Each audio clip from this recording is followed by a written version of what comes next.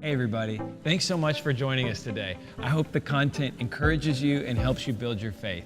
Now enjoy the message.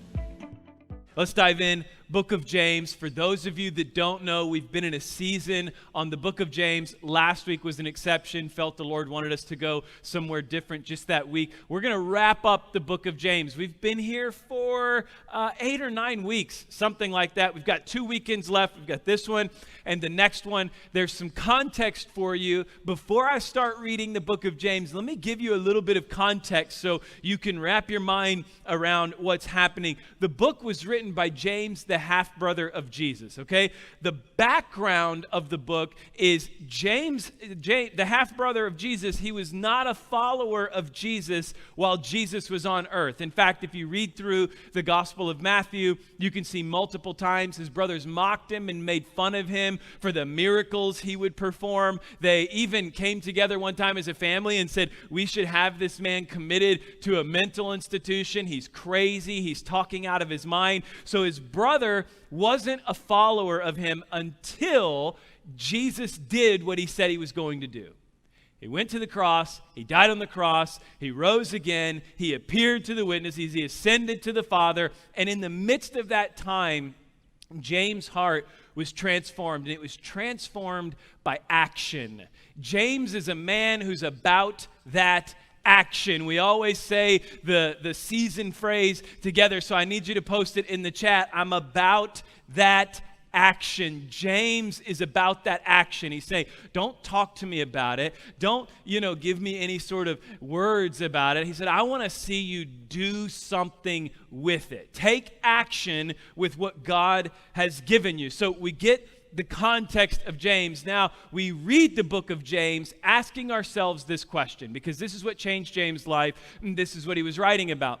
Faith produces action. So what is the action my faith is asking me to take? If you'll read the 5 chapters of the book of James with that question in mind, what is the action my faith is asking me to take here? It becomes all clear. So James 4, 1 through 10, I'm going to pause throughout reading this. I'm going to contextualize the passage for you so you know exactly where we're headed. I'm going to beat you up a little bit the first 5 verses and then give you my favorite verse in Scripture. Here we go. James 4, 1 through 10. What is the action my faith is asking me to take? He says, what causes quarrels and fights among you? Is it not that your passions are at war within you? In other words, he's saying it's not about what's going on around you. It's about what's going on in you that is causing you the quarrels, the troubles, and the challenges that you're facing. So verse 2, he says, you desire and do not have, so you murder. Better translation would be, you would go to the lengths of murder. You would kill to get what you want. It says, you covet and cannot obtain, so you fight and quarrel. You do not have because you do not ask. Really quickly, that is not saying if you just ask God for whatever your selfish desires wanted, he would give them to you. No, James is saying you don't have what would satisfy your soul because you're not asking from the one who can satisfy your soul. You're asking the world to fulfill a spiritual need. Then he continues, verse 3, you ask and do not receive because you ask wrongly to spend it on your passions. There you go. It says you're still asking for it, but you're asking with the wrong motive for your own passions. Now, verse 4, he gets intense.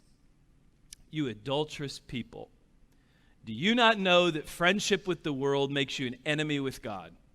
Therefore, whoever wishes to be a friend of the world makes himself an enemy of God. Or do you suppose it is to no purpose that the scriptures say he yearns jealously over the Spirit that he has made to dwell within us? In other words, what James is saying is the Spirit has been placed inside of you. He put his Holy Spirit in you. And yet, if you're longing for things of the world to satisfy what's disconnected in your spirit, he says it should register in your mind as adultery.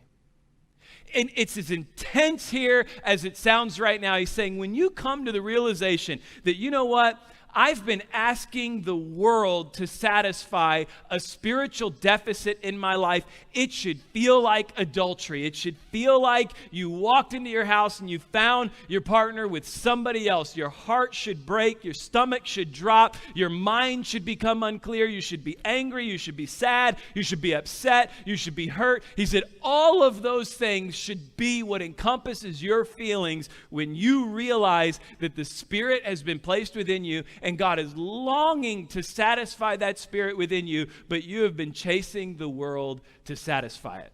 So we get to verse 5 and we're like, okay, I get it. I'm a mess.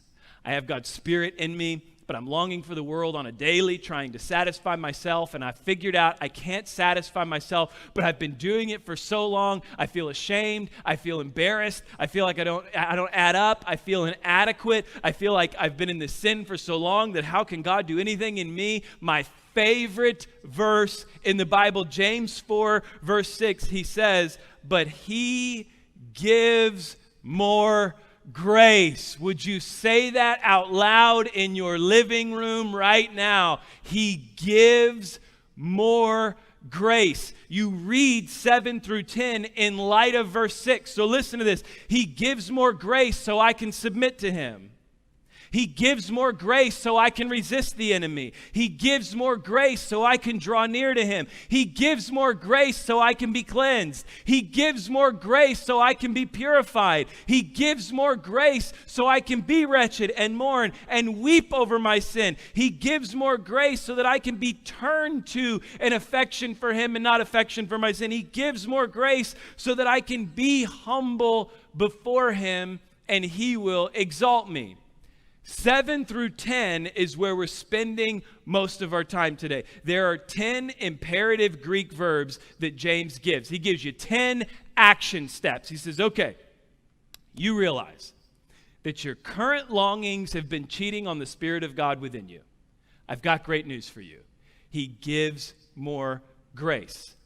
Because he's given you more grace, now you can operate or you can take action on these 10 things that I'm going to give you. I'm going to read 7 through 10, and I'll point out to you all 10. We covered the first 3 2 weeks ago. We're going to cover 7 today, but don't worry, you'll still make it to lunch. We're going to group them together. Here we go. Number 1, submit yourself, therefore, to God. Resist the devil, and he will flee from you. Draw near to God, and he will draw near to you. Cleanse your hands, you sinners. Purify your hearts, you double-minded. Be wretched, mourn, weep. Be turned to mourning and your joy to gloom. Humble yourselves before the Lord, and he will exalt you. James gives 10 action steps. The 10 commandments of application were just given to us from James in light of the fact that he gives more grace. I have a friend who I think this is a great parenting move. If you don't email me, don't be negative in the chat. This is to me, this was just brilliant. He's got like a 13-year-old and a 15-year-old boy, and it was him and his boys. They were sitting there, and I just asked him. I said, "Man, you've raised great boys. Like, what's a moment in your guys' mind that sticks out as a real turning point with Dad?" And they both laughed and they looked at each other and they said, "Hey, that time that Dad dropped us off." And I was like, "Oh, come on, you got to tell me about this one." So he told me. He said he woke up one morning. His boys were it was a Saturday morning. He was like, "Hey guys, I think we're going to have family time today." So his boys were like, "No, I don't want to hang out with the family. I'd rather go hang out with my friends." And he was like, "No, you all are going to hang out with the family." And they're like, I'm sick of this family. I'm sick of this house. I'm so over this. He said it was like the middle of summer. They've been doing nothing all summer long. He's having to beg them to hang out and stay at the house. He's like, "Fine, okay. If that's what you want, you can have it your way." He said, go out, load up in the truck. They're like, "Really?" He was like, "Yeah, go load up in the truck." He loads them up in his truck. He drove 10 miles outside of town to a rural road. He pulled over and he said, "Hey, y'all boys, hop out. Get out." They're like, "Really? What are we doing?" And he's like, "Oh, just get out and I'll explain it to you." So they both get out. He locks the doors, cracks his window halfway, and he said, "Y'all hate the house. You don't have to come back. Y'all figure out where you're going and let me know when you get there." Takes off. Said he's looking in his rearview mirror and the boys are standing there like, what did Dad just do? Like, are we really? Like, we have no phone, we have no water, we have nothing. And they're just standing there trying to figure out. So they started walking, and they were like, man, I mean, they had nowhere to go. So about 3.5 hours later, guess where they wound up? Sweaty, their shoes were all messed up, they were all upset, they were just real frustrated. He said he watched them as they were walking up the drive, and they were headed towards the house, and he was smiling, and they came in, and they said to him, Dad, how could you do that to us? Like, you dropped us off 10 miles away from the house and just told us, hey, hope everything works out. He was like, do you not think that, do you not think we got kidnapped, could have got taken, something could have happened to us, I could have wound up somewhere else in a foreign country? He's like, why would you do this? And he said, you big babies, quit whining. He said, I went down the road, I turned again, and I kept passing by. The past 3 hours, I've watched you. I saw when you got to 187th Street, you sat down and you were tired on the side of the road. I saw you guys get in a fight at the corner of Merlin. I saw you guys start yelling at each other. I saw these 2 teenage kids walking down the road trying to hitchhike, which I would have never let happen, right? But he said, I was watching you the whole time until you got to the place where I knew you would get safely home, sped up ahead of you, got home, and waited for you. I love that story because I think it gives us a clear picture of the grace of God. That we have realized that we have wandered so far away from what he has for us and where he wants us to be, yet we start the journey back and we're wondering to ourselves, how do I get back to where God wants me to be? And then we realize his grace is with us every step of the way. His grace is with us when we draw near. His grace is with us when we resist. His grace is with us when we mourn. His grace is with us when we begin to cleanse ourselves and purify ourselves. We have to realize, yes, that we may feel like we're far from him, but his grace is with us as we journey back to him. That's the picture that James is giving. Okay, 3 places. We break these up into 3 different ones, talking about the Greek imperatives that James gives us for action. Here we go. Action number 1. James 4, verse 8. Cleanse your hands, you sinners, and purify your hearts, you double-minded. Cleanse and purify are 2 really important words for us to understand. Cleanse means to remove it. Purify means to keep it clean. He's talking about 2 different things. He's saying you need to cleanse, which means you need to remove it. And then you need to purify, which means you need to keep it gone. It needs to stay away. Hebrews 10, verse 22 wraps up both of these. It says, let us go right into the presence of God with sincere hearts, fully trusting him. For our guilty consciences have been sprinkled with Christ's blood to make us clean, and our bodies have been washed with pure water. So we say to ourselves, because he gives us more grace, I can be cleansed, which means I can get rid of it, and I can be purified, which means it stays gone. Let me illustrate the 2 words. So I took on my second coronavirus project of the summer. The first one is we changed out some floors in our house. The second one, we remodeled our closet. And I just had this vision. I woke up, said, I'm going to go buy a bunch of plywood, start building it, putting it together. And it turned out really, really cool. So we built these huge wardrobes, and then we attached them to the wall. It looked like built-ins in the wall. And I'd put them all together. We had hung them on the wall. And then we filled all the nail holes, and it was time to paint. And I have a 4-year-old son who thinks he is just as capable and just as competent as any adult in the house. Right? So he's coming to me and he's saying, Daddy, I want to help. I want to paint, Daddy. Now, have you ever painted with a 4-year-old? I'm not talking about like watercolors. I'm talking about painting in a way that can really screw your home up. Jeremy's on the camera. I know you've painted with some little kids, have you not? And they will, it is amazing. So my son, I brought him into the closet. We're ready to paint all of these cabinets. And I said to him, listen, I'll give you a brush. Don't touch anything else. So I got him this brush, and I got this cup of water. Here's a great parenting hack for you. And the water, when you dip the brush in the water and it makes a mark, but he's not painting anything, right? But he thought, I was like, oh, Bobby, you're painting. It looks so good, right? It's turning out so well. How'd you learn to paint so good? And he's just wiping water all over everything. Thinks he's painting the whole closet. Everything's great. So I said, hey, I'm going to go get a drink of water. Don't touch anything. Don't touch a thing. Everything. Oh, he said, yes, sir, Daddy. Cutest thing. Yeah, yes, sir, Daddy. I was like, okay, great. I left. I'm not exaggerating. 2 minutes later, I come back. He has picked up the roller with his hands. It oozed all over his hands. He must have dropped it because he had a stripe like down half of his body. And then he had stepped in the pan where the paint was, messing with the roller. So he was literally covered in paint. I'm talking from his head, down his side, his foot. And I walked in there. I was so frustrated. I said, what are you do? I told you not to touch it. I said, get out of here. And he starts going out of there, and I start seeing white footprints, and I was like, get back here. You know, like, don't go anywhere. Stop. And he was like, no, you're going to spank me. You're going to spank me. I was like, oh, maybe, but I mean, I don't go anywhere, right? So I finally get a hold of him. I picked him up, and remember, we're remodeling our closet, so our clothes are everywhere, right? There's just, well, Anna's clothes are everywhere. My clothes are like in this one little corner of the entire room, but then Anna's clothes are everywhere, right? And he's covered in paint. I can't get paint on anything. So I carry him over there. I set him in the tub. I wash him all down. Like, okay, buddy, it's good. We're good. Still love you. Everything's great. Okay, Daddy, I love you. And I said, now go play. I'm almost done. So he leaves. I get to wrapping up all this painting. I needed just a little bit more paint. I go to my garage. Guess what I find? A 4-year-old with a paintbrush standing over a bucket of paint. He's covered in white. He's got white all over. He's got like rings around his belly from when he was leaning down into the bucket of paint, getting paint. He tried to paint this board in the garage, and he painted half my garage floor while he did it, and there was just paint. And I looked at him. I said, son, like pleading with you, boy. I just cleaned you up. I literally just washed you down, cleaned you up. We had a conversation about this. Why is this happening again? That is the cleansing versus purity. Cleansed, it's gone. Cleansed, it's gone again. Cleansed, it's gone again.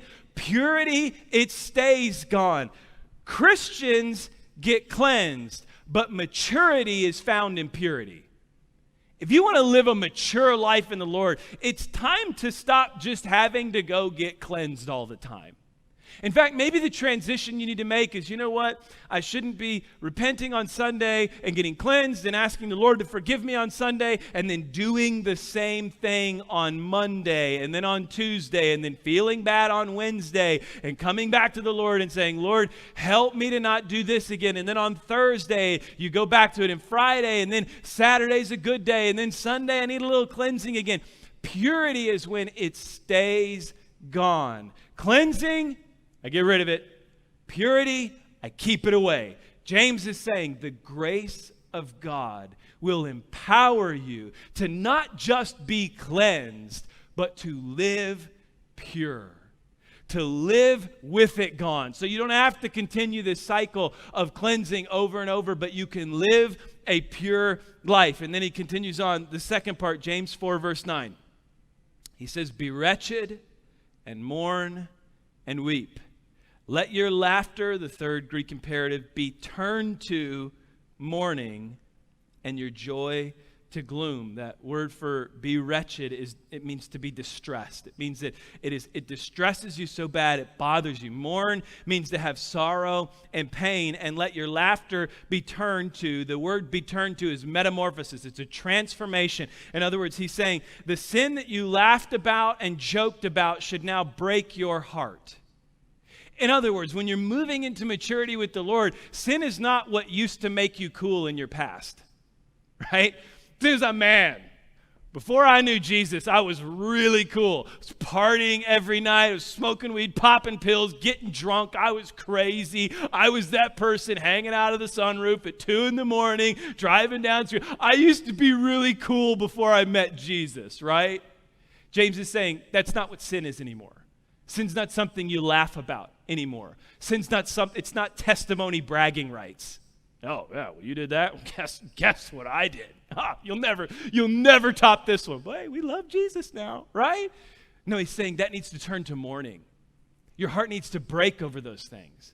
Your heart needs to weep. You need to be in a place where you're saying, I am so broken by that sin.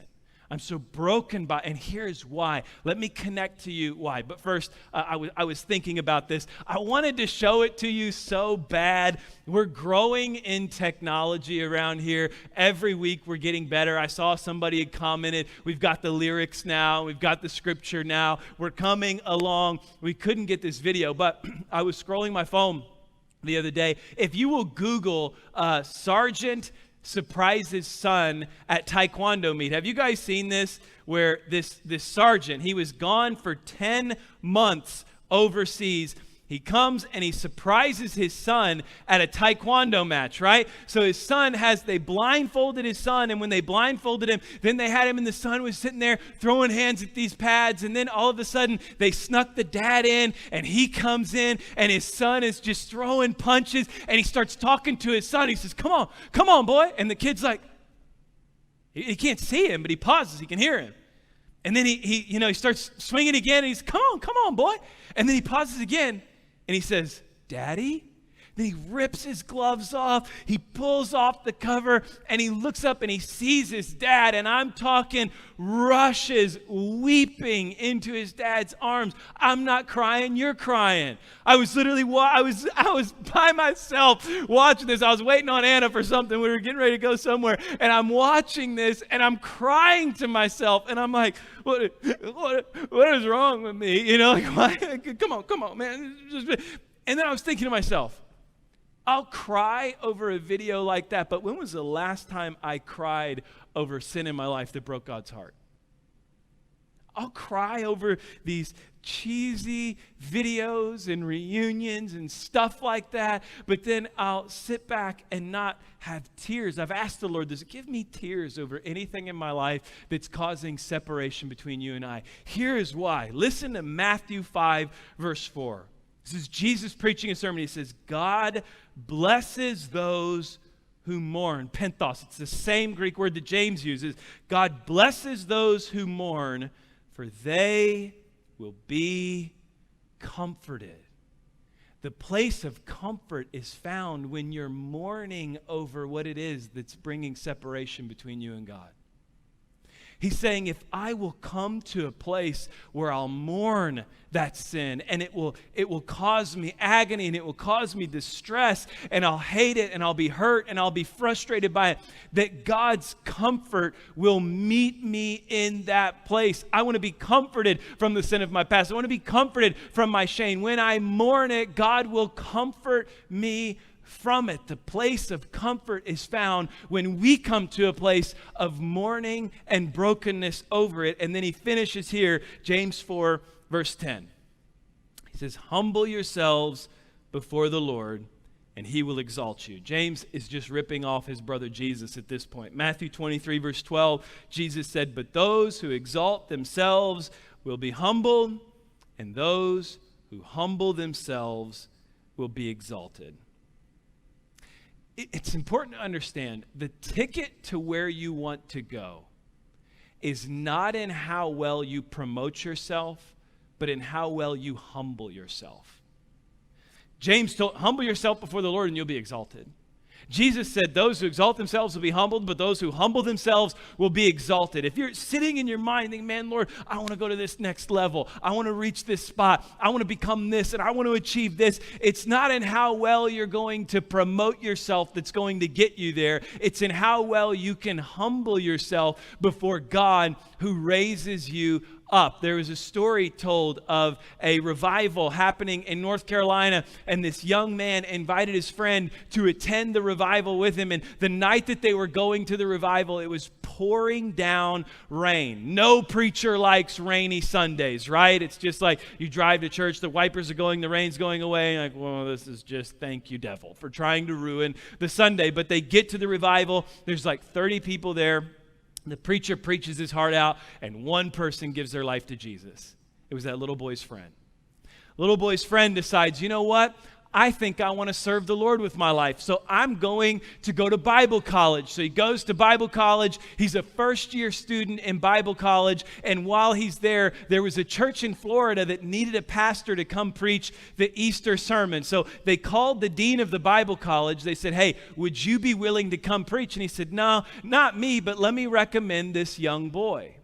So the young boy's like terrified. He said, I don't want anything to do with it. He said, don't worry. I'll give you some copies of some sermons and you can go. So he takes 4 copies of different sermons. He shows up at the church Easter Sunday morning. He's 18 years old. He said he was shaking so hard he couldn't keep the microphone in front of his face. He was just shaking, and he got up, and 8 minutes later, he had finished his first sermon. How many of you are wishing I would just preach for 8 minutes, right? So he finishes it 8 minutes later. He said the only person, there was a crowd of 40 people there, the only person out of the 40 that came up to him afterwards was this older man. He walked up to him and he said, son, you better pay close attention in that Bible college because you got a lot to learn or you're not going to make it. He said he left that church Easter Sunday, preached his first sermon to 40 people, was so scared out of his mind. He started doubting what God had called him to do. He said, man, I don't know if this is for me. I don't know if this is what God has for me. He goes back to Bible college, decides, I committed to the Lord. I'll finish it. So he finishes it. He keeps preaching, and he keeps preaching, and he becomes the most famous evangelist of all time. It was Billy Graham. And Billy Graham, in his biography, when people who were describing him, his closest family members and his closest friends, all described him with one word: humility. So he's the most humble man I've ever met. He's got this sense of humility about him that just walks in submission to the Lord. He's humble. He doesn't need anything. He doesn't want anything. He just desires to serve the Lord. You have to understand something. Humility is more attractive than ability in God's economy. If you are humble, if you have a humility that you walk about you in humility, God can use that. Doesn't matter how much ability you have. If you're given to pride, God can't do anything with that. But if you are humble, God can take that humility and do something with it in your future. And he can take that humility and he can do something in your life right now if you'll rest your heart before him. Let's pray. Hey everybody, thanks again for joining us. We believe God has something great for your life, and we hope this message encouraged you to take the next step in your faith. Have a great week.